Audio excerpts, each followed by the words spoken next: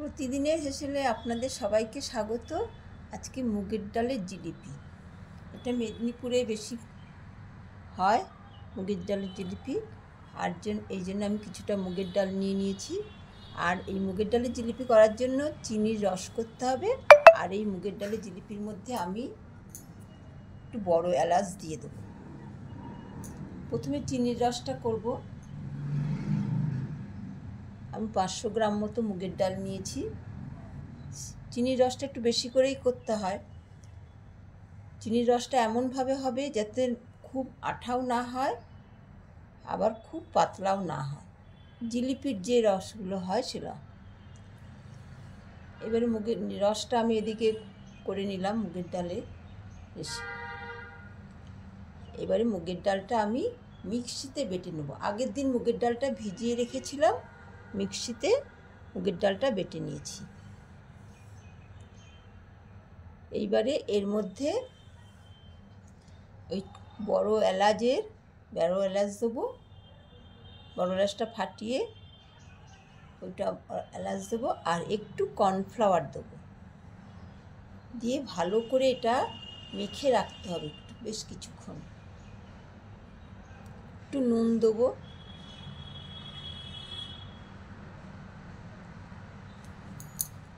এইবারে এটা বেশ কিছুক্ষণ একটু মাখিয়ে একটু রাখতে হবে। এবার কড়াইতে সাদা তেল দিয়ে আমি এটা করব। আর এই সাদা তেলের মধ্যে আমি একটু ঘি দিয়ে দিয়েছি। এইবারে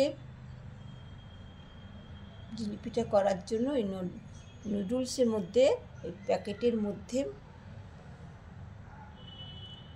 বাটারটা ঢুকিয়ে নেব মুগ ডালের।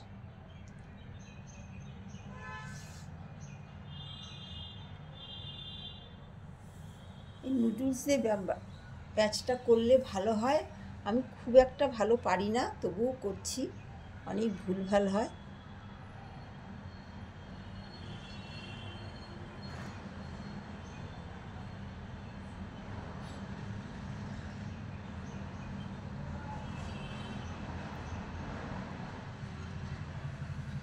জিলিপি এইভাবে করলে, মানে আকার যেমনই হোক, চিনি রসে ভিজিয়ে খেলে মুগের ডালের জিলিপির টেস্ট খুব সুন্দর হয়।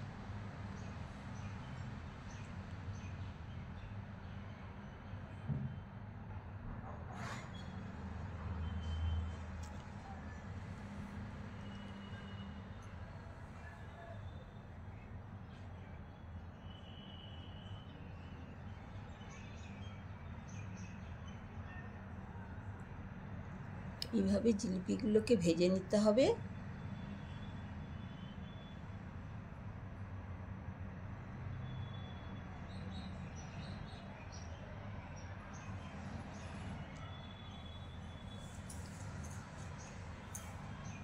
গ্যাসের ওভেনটা খুব বেশি লো টু মিডিয়াম ফ্লেমে রেখে এই জিলিপিগুলো ভাজতে হবে।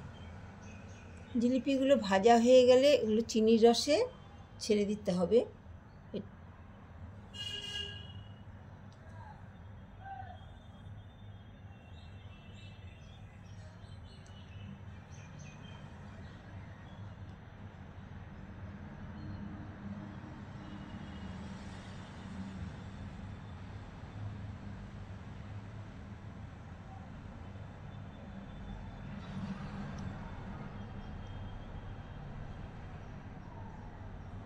এতে চালের গুঁড়ো দেওয়া যায়, আমি চালের গুঁড়ো দেইনি, আমি একটু কর্নফ্লাওয়ার দিয়েছি।